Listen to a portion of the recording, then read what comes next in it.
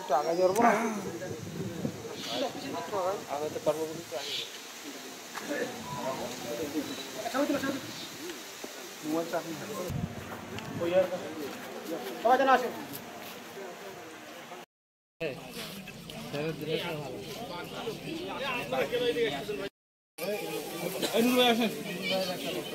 ভাই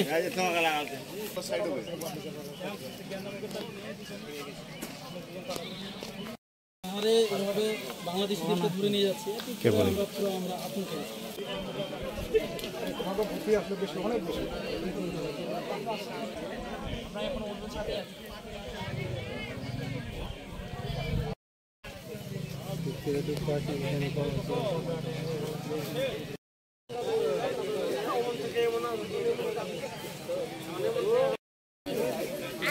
আসসালামু আলাইকুম।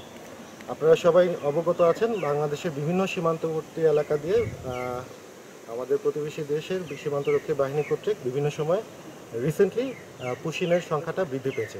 তো এরই ধারাবাহিকতায় আমাদের এলাকাও এই পুশিনের প্রবণতা দেখা যাচ্ছে এবং আমরা সবাই বিজিবির সকল সদস্য আমরা সতর্কতার সাথে সীমান্তে আমাদের দায়িত্ব পালন করে আসছি। পুশিন প্রতিরোধে আমাদের সকল সদস্য তাদের দায়িত্ব পালন করে যাচ্ছে। এছাড়াও স্থানীয় জনগণও আমাদেরকে প্রয়োজনীয় সহযোগিতা করছে।